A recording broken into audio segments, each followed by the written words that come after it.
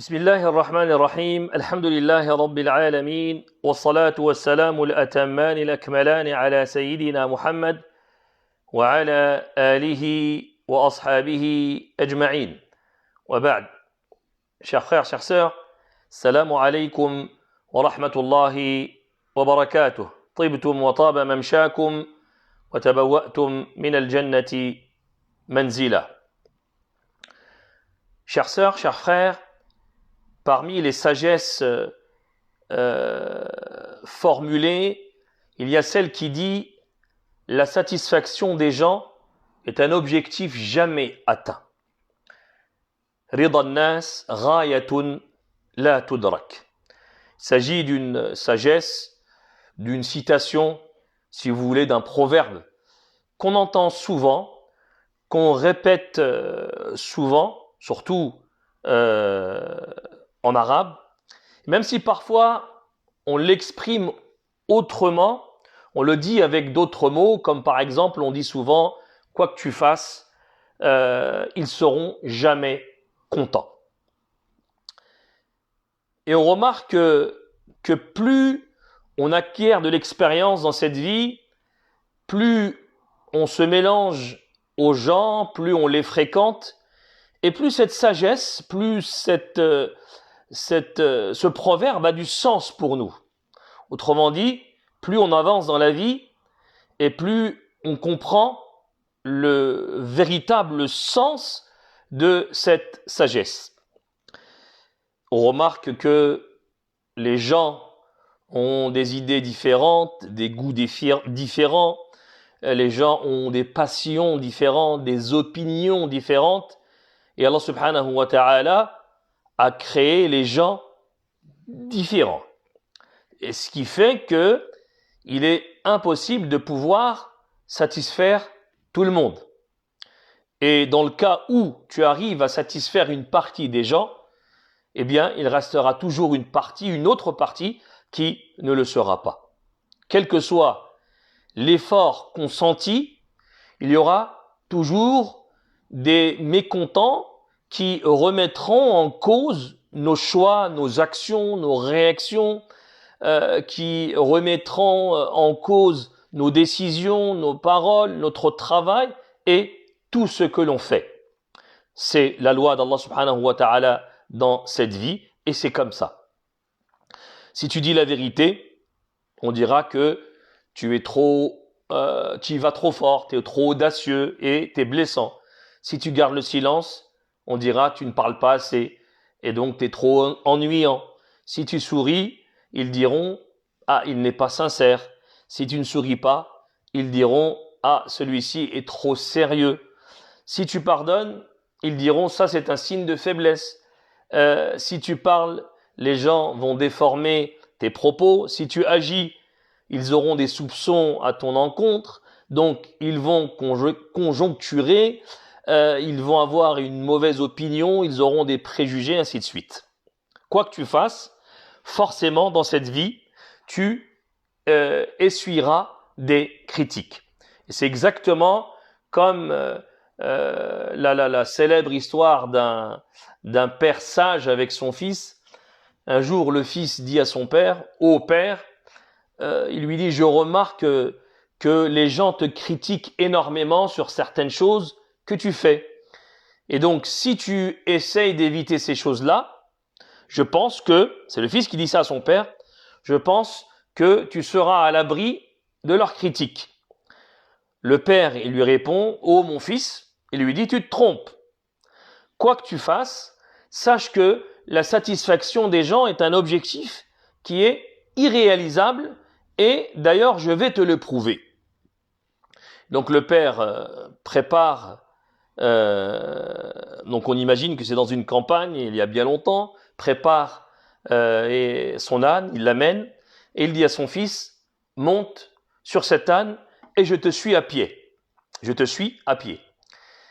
Et pendant qu'ils sont comme ça, ils passent devant un groupe de gens qui les voient et qui interviennent en disant, regardez ces mauvaises manières, regardez ce manque de respect, le manque de respect de cet enfant à l'égard de son père. Il monte sur la monture et il laisse son père marcher derrière lui. Puis le père dit à son fils, descends, je vais monter moi et tu marcheras derrière moi. Et pendant qu'ils sont comme ça, ils passent devant un groupe de gens qui les voient, qui interviennent et disent, cet homme n'a pas de pitié, il n'a pas de rahma, il n'a pas de compassion pour son fils. Il monte sur la monture et il laisse son fils marcher derrière lui. Puis le père, il dit à son fils, monte avec moi. Le fils monte, et alors qu'ils sont tous les deux sur le dos de cet âne, ils passent devant un groupe de personnes qui les voient et qui interviennent en disant, malheur à ces deux-là, ils montent tous les deux sur le dos de ce pauvre âne, ils n'ont aucune rahma, aucune compassion pour cet animal. Et donc le père décide de descendre, lui et son fils, de l'âne, et il dit à son fils, on va descendre et on va marcher à pied et laisser l'âne marcher devant nous. Et pendant qu'ils sont ainsi, ils passent devant un groupe de personnes qui les voient, qui interviennent et qui disent, étonnant le comportement de ces deux personnes.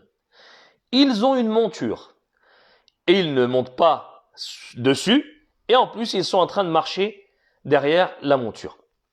Et ici, le père sage s'arrête et il dit à son fils, ô mon fils, tu as entendu de tes propres oreilles leurs critiques et maintenant tu sais que personne n'est de toute façon à l'abri des critiques des gens quoi qu'ils fassent.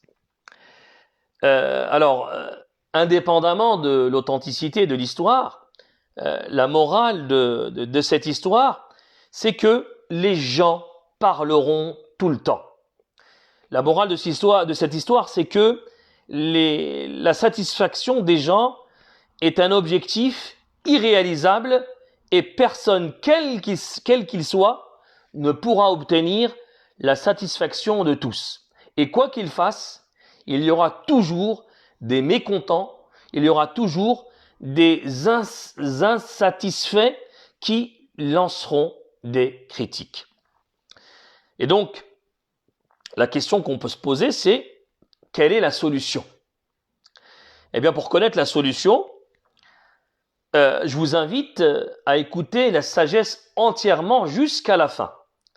Parce que cette sagesse qui est Ridan nas ghayatun la tudrak, la satisfaction des gens est un objectif jamais atteint, elle ne s'arrête pas là en réalité.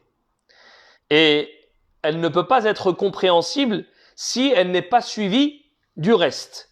Et le reste, c'est quoi? C'est, donc je reprends, la satisfaction des gens est un objectif qui n'est jamais atteint, et puis ça continue. Et la satisfaction de Dieu est un objectif jamais délaissé. Alors, délaisse ce qui n'est jamais atteint et cherche à atteindre ce qui ne doit être jamais délaissé. Je répète, la satisfaction des gens est un objectif jamais atteint et la satisfaction de Dieu est un objectif jamais délaissé. Alors, délaisse ce qui n'est jamais atteint et cherche à atteindre ce qui ne doit être jamais délaissé. Délaisse ce qui n'est jamais atteint. Qu'est-ce qui n'est jamais atteint? Eh bien, tout simplement, la satisfaction des gens. Et cherche ce qui ne doit jamais être délaissé. Qu'est-ce qui ne doit jamais être délaissé? Tout simplement, la satisfaction de Dieu. Autrement dit, cela signifie, ne te préoccupe pas de la satisfaction des créatures, de ce qu'elles diront, de ce qu'elles penseront, bien ou mal, tant que tu satisfais le Créateur. C'est ça le plus important. Fais en sorte que ton souci premier, ce qui te ronge, ce qui te préoccupe, soit la satisfaction d'Allah subhanahu wa ta'ala. Et lui, Allah subhanahu wa ta'ala, si ton souci premier c'est celui-ci, eh bien Allah subhanahu wa ta'ala lui-même, il se chargera d'attendrir les cœurs des gens à ton égard, de faire que plusieurs d'entre eux, ou plutôt que les gens sensés, les gens pieux parmi eux, soient satisfaits de toi. Et ça, c'est la parole du prophète sallallahu alayhi wa sallam dans le hadith authentique lorsqu'il dit « Man iltamasa ridallah bi sakhati an-nas radiyallahu anhu wa arda an-nas an » qui signifie celui qui recherche l'agrément d'Allah subhanahu wa ta'ala dans la colère des gens, Allah est satisfait de lui et il rend les gens satisfaits de lui. وَمَنِ الْتَمَسَ رِضَى النَّاسِ بِسَخَطِ اللَّهِ سَخَطَ اللَّهُ عَلَيْهِ وَأَسْخَطَ عَلَيْهِ النَّاسِ.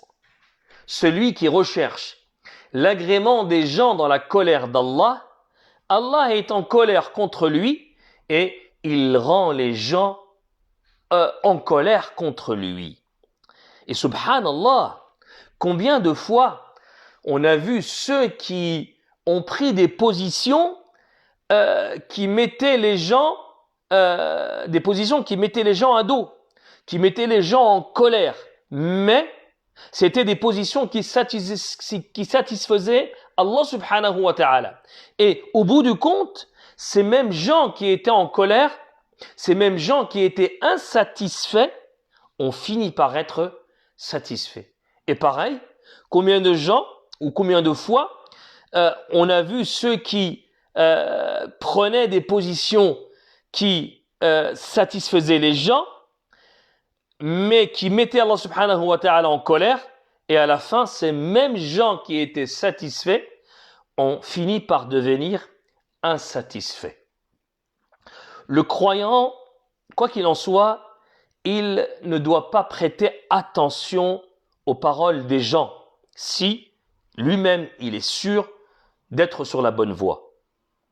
Dans tous les domaines, sur toutes les questions, dans toutes les décisions, dans les paroles, dans les faits, dans les gestes, le croyant doit se demander ce qui plaît à Allah subhanahu wa ta'ala, et c'est ça le plus important. Comme Allah Azza wa Jal dit dans le Coran al-Karim, dans Surat al-Tawbah, Wallahu wa rasuluhu ahaqqu an yurduhu in kanu mu'minin. Allah ainsi que son messager est plus en droit qu'ils le satisfassent si ils sont vraiment croyants. Donc, la satisfaction d'Allah subhanahu wa ta'ala, ça doit être la priorité. Si le croyant se préoccupe de ce que les gens vont dire, non seulement il tombe dans le péché, il s'éloigne de ce qu'on appelle al-ikhlas qui consiste à vouer exclusivement le culte à Allah subhanahu wa ta'ala et qui est l'une des deux conditions pour l'acceptation d'une action, mais en plus, il va être déçu, il sera chagriné et attristé s'il ne reçoit pas d'éloge de la part des gens pour ce qu'il fait, ou tout simplement si on le critique. Donc, conclusion, il faut vivre pour Allah subhanahu wa ta'ala et pour Allah seul et non pour les gens. Le plus important, chers frères, chères sœurs, c'est de satisfaire Allah subhanahu wa ta'ala et pas les gens. Celui qui vit pour les gens, il dépendra d'eux. Et s'il dépend d'eux, il dépendra de leurs remarques, il dépendra de leur regard, il dépendra de ce qu'ils pensent, de leur satisfaction ou non.